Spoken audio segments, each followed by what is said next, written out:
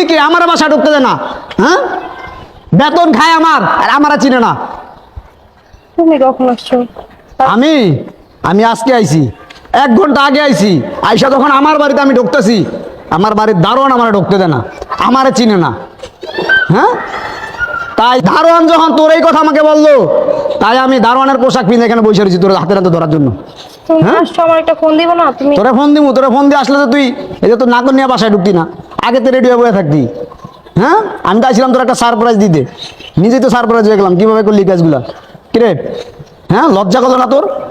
তুই ভাবলি না যে তোর স্বামী প্রবাস খাইতে মত আছে? আমার তো স্বামী আছে, স্বামীর হক এইভাবে নষ্ট করতেছিস। আরে সামনে একটা দারোয়ান কি না কি বলছো, তুমি এগুলো বিশ্বাস করো না? আমি তো দেখলাম এই যে এটা তো আমার ফ্রেন্ড। এই যে বলতে বলতে আসলি, আজকে সারা রাত থাকবি, 3 দিন থাকবি, অনেক রোমান্স করবি, অনেক মজা করবি। হ্যাঁ, আর কি শুনছেন ভাই? আমি তোর ফ্রেন্ড। আর একটা কথা বলবি না, লাঠি দেখছস? আর একটা কথা বলবি না। কিরে, কিভাবে এই কাজগুলো করলি? হ্যাঁ, আমার বাড়ি থাকা আমার টাকা দেওয়া আরামায়াস কইরা আর ফুর্তি করস, বয়ফ্রেন্ড আইন না। হ্যাঁ, কই গেছিলি? আবাসিক হোটেলে? কি বললো এইসব? ও, আবাসিক হোটেল তো আমার বাড়িরই বানায় ফেলাইছস তুই।